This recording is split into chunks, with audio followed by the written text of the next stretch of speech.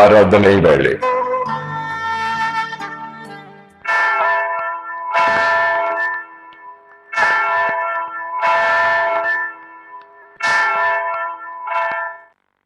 இறைமகன் இயேசு கிறிஸ்துவின் இணையற்ற நாமத்தில் இந்த ஆராதனை வேளை சிறப்பு நிகழ்ச்சிக்கு உங்கள் யாவரையும் வாழ்த்தி வரவேற்கிறோம்.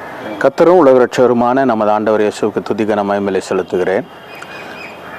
இந்த வார்த்தைகளை கேட்டுக்கொண்டிருக்கிற உங்கள் அனைவருக்கும் ஆண்டவராய் இயேசு கிறிஸ்துவின் நாமத்தினாலே அன்பின் வாழ்த்துக்கள். அன்பான தேவனுடைய பிள்ளைகளே, இந்த நாளிலேயும் மத்தேயு எழுதின சுவிசேஷம் 11ஆம் அதிகாரம் 30வது வசனத்திலிருந்து நாம் ஒரு சில காரியங்களை தேவ சமூகத்தில் தியானிக்கலாம். வேதம் சொல்லுகிறது, என் நுகம் மெதுவாயும் என் சுமை லகுவாயும் இருக்கிறது என்றார்.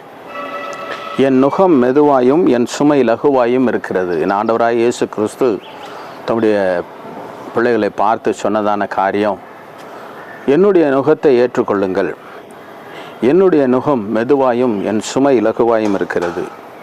அதற்கு முந்தின வசனங்களில் நாம் அநேக இடங்களில் அநேக செய்திகளின் வாயிலாக கேட்டிருக்கலாம். வருத்தப்பட்டு பாரம் சுமக்கிறவர்களே, நீங்கள் எல்லோரும் என்னிடத்தில் வாருங்கள் என்று சொல்லி 28வது வசனத்தில் காணப்படுகிறது.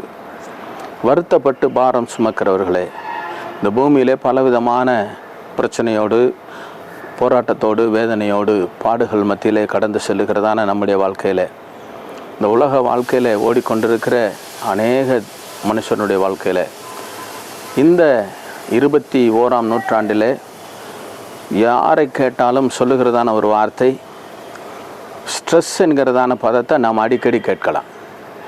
எல்லா விதத்துலேயும் ஸ்ட்ரெஸ், ஒர்க்கில் ஸ்ட்ரெஸ்ஸு, வாழ்க்கையில் ஸ்ட்ரெஸ்ஸு, படிப்பில் ஸ்ட்ரெஸ்ஸு. சின்ன 5 வயதிலிருந்து 50 வயது வரைக்கும், 100 வயது வரைக்கும் இருக்கிற யாவரும் சொல்லுகிறதான பொதுவான காரியம், என்னுடைய வாழ்க்கையில் ஸ்ட்ரெஸ்ஸில் ரொம்ப ஸ்ட்ரெஸ்ஸாக இருக்கிறேன்.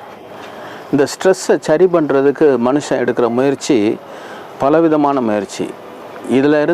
இந்த ஸ்ட்ரெஸ்ஸில் இருந்து வெளியில் வர்றதுக்கு ஒவ்வொருவரும் ஒவ்வொரு முறையை கையாளுறாங்க. சிலர் ஒரு காஃபி குடிக்கிறேன், ஒரு டீ சாப்பிட்றேன், இல்லை என்றால் வேறொரு காரியத்தில் நான் இந்த ஸ்ட்ரெஸ்ஸை குறைக்க போகிறேன் சொல்லி ஒரு ஸ்ட்ரெஸ்ஸில் இருந்து வெளியேறதுக்கு இன்னொரு விதமான ஒரு அடிக்ஷன், இல்லைன்னா வேறொரு அடிமைத்தனத்தில் சிக்கிக்கொள்கிறார்கள். அன்பான தேவனுடைய பிள்ளைகளே, ஒரு ஸ்ட்ரெஸ்ஸில் இருந்து, உன்னுடைய சுமையில் இருந்து, உன்னுடைய பாடுகளில் இருந்து விடுதலை பெறுவதற்கு, இல்லை என்றால் அதில் இருந்து உனக்கு மாற்றத்தை ஏற்படுத்துவதற்கு வேறொரு நுகத்திலே நீ சிக்கிக்கொண்டிருக்கிறாய். ஆனால் என்னுடைய வேதம் மட்டுமே அதற்கு சரியான முழுமையான ஒரு தீர்வை சொல்லுகிறது. என்னுடைய நுகம் மெதுவாயும் சுமை லகுவாயும் இருக்கிறது என்று சொல்லுகிறார். உன்னுடைய பாவ பாரத்தை, உன்னுடைய வேதனையை, உன்னுடைய துக்கத்தை என் ஆண்டவர் ஒருவர் மாத்திரமே மாற்ற முடியும். ஆண்டவர் எல்லாவற்றையும் ஒரு உவமையின் மூலமாகவே பூமியிலே அவர் வாழ்ந்த காலத்தில் சொல்லி வந்திருக்கிறார். அவர் தம்முடைய சீஷர்களுக்கு, தம்முடைய பிள்ளைகளுக்கு சொன்ன காரியங்கள் எல்லாம் உவமையின் அடிப்படையில். இந்த உவமையும் அவர் எதன் அடிப்படையில் சொன்னார் என்றால், ஒரு சில வேத வல்லுநர்கள் சொல்கிறார்கள், அந்த நாட்களில் புதிதாக ஒரு மாட்டையோ ஒரு இளங்கன்றை உழவுக்கு என்று பயன்படுத்துவதற்கு, அதை பழக்குவிப்பதற்கு முன்பதாக அந்த கன்றினை அதனுடைய தாயோடு கூட, தாயினுடைய நுகம் ஒரு புறத்திலேயும் கன்றினுடைய நுகம் மறுபுறத்திலேயும் இருக்கும்படி பார்த்து கொள்வார்களாம். அதனுடைய முழு சுமையும் தாயை ஏற்றுக்கொள்ளும். என் ஆண்டவர் சொல்கிறார், என்னுடைய நுகம் மெதுவாயும் சுமை லகுவாயும் இருக்கிறது என்று சொல்லி. இந்த தாய் பசுனுடைய நுகம் முழுவதுமாக தாய் பசு அந்த நுகத்தை ஏற்றுக்கொள்ளும்.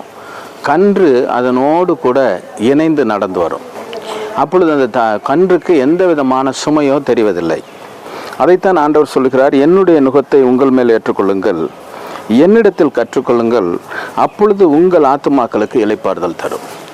என் ஆண்டவரோடு கூட இணைந்து அவருடைய நுகத்தை நாம் ஏற்றுக்கொண்டு அவருடைய நுகத்திலே நாம் பூட்டப்பட்டவர்களாக அவர் செல்லும் பொழுது இந்த உலக வாழ்க்கையிலே நமக்கு இளைப்பாறுதல் கிடைக்க வேண்டும் என்றால் ஒரே ஒரு வழிதான். நாம் எதிர்பார்க்கிற இந்த ஸ்ட்ரெஸ் அல்லது மன அழுத்தத்திலிருந்து ஒரு விடுதலை கிடைக்க வேண்டும் என்றால் ஆண்டவரோடு நாம் அவருடைய நுகத்திலே பிணைக்கப்பட வேண்டும். அவர் ஒரு புறத்திலே அந்த நுகத்தை ஏற்றுக்கொள்கிறார், மறுபுறத்திலே நாம் அந்த நுகத்தை சுமக்கிறோம்.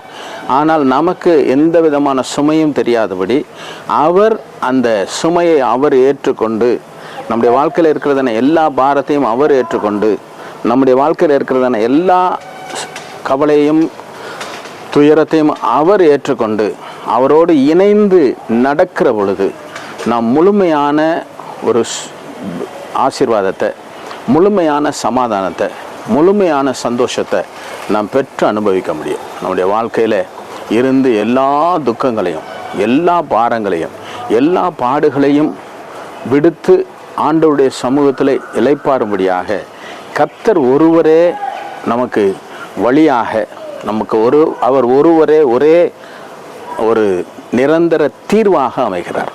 ஆகவே என்னை கேட்டுக்கொண்டிருக்கிற அன்பான தேவனுடைய பிள்ளைய, உன் வாழ்க்கையில் எப்படிப்பட்டதான பிரச்சனை மத்தியில் கடந்து சென்றாலும் சரி, எப்படிப்பட்டதான மன அழுத்தத்தினூடே நீ கடந்து சென்றாலும் சரி, அந்த மன அழுத்தத்திலிருந்து ஒரு தீர்வை, விடுதலையை என் ஆண்டவர் வாக்கு பண்ணுகிறார். அவருடைய நுகத்தை ஏற்றுக்கொள்ளும் பொழுது, அவரை சார்ந்து கொள்ளும் பொழுது, அவருடைய நுகத்தை ஏற்றுக்கொள்ளுகிறது என்றால் அவரை சார்ந்து கொள்ளும் பொழுது, அவரோடு கூட நம்முடைய வாழ்வை இணைத்து கொள்ளுகிற பொழுது, அவருக்கு நம்முடைய வாழ்வை அர்ப்பணிக்கிற பொழுது, நம்முடைய வாழ்க்கையில் ஒரு நிச்சயமான ஒரு சமாதானம், ஒரு நிச்சயமான சந்தோஷம், ஒரு நிச்சயமான விடுதலையை பெற்று அனுபவிக்க முடியும். அந்த நிச்சயமான ஒரு விடுதலையை, சமாதானத்தை நான் பெற்றுக்கொண்டபடினாலே என் வாழ்க்கையில் அந்த ஆண்டவர் அற்புதம் செய்தார், என் வாழ்க்கையில் ஆண்டவர் விடுதலை கொடுத்தார், என்னுடைய வாழ்க்கையில் என் இயேசு சமாதானத்தையும் ஒரு நிரந்தரமான ஒரு விடுதலையும் கொடுத்தார் என்பதனால அதை உங்கள் மத்தியிலே பகிர்ந்து கொள்வதிலே மகிழ்ச்சி அடைகிறேன். என் ஆண்டவர் எனக்கு கொடுத்த சமாதானம், இந்த உலகம் கொடுக்க முடியாத, உலகம் எடுக்க முடியாத, உலகம் நம்மை விட்டு கெடுக்க முடியாத ஒரு மாபெரும் சமாதானத்தை, சந்தோஷத்தை இந்த ஆண்டவரால் மாத்திரம்தான் தர முடியும். மற்ற உன்னுடைய சமாதானத்திற்காக நீ தேடுகிறதான வேறு எந்த வழிமுறையும் உன்னை சமாதானமற்ற சூழ்நிலையிலே கொண்டு போய் நிறுத்திவிடும். வேறொரு அடிமைத்தனத்திற்கு ஊடாய் கடந்து செல்லும்படியாக, இல்லையென்றால் வேறொரு அடிமைத்தனத்தில் நீ சிக்கிக்கொள்ளும்படியாகத்தான் அது நடத்துமே தவிர அந்த அடிமைத்தனத்திலிருந்து உன்னை விடுவிக்க முடியாது. ஆனால் இந்த இயேசு மாத்திரமே முற்று முழுக்க நம்முடைய எல்லா அடிமைத்தனத்திலிருந்து மீட்டு ஒரு நிரந்தர விடுதலையும் சமாதானத்தையும் தந்து நம்முடைய வாழ்விலே, இந்த உலக வாழ்க்கையில் மாத்திரமல்ல, அவர் தருகிறதான ஆசீர்வாதம் இந்த உலகத்தோடு முடிந்து போகிறதல்ல. என் ஆண்டவர் சொல்லுகிறார், நான் என் ஆடுகளுக்கு ஜீவன் தருகிறேன், அந்த ஜீவன் பரிபூர்ணப்படவும் வந்தேன் என்று சொல்லுகிறார்.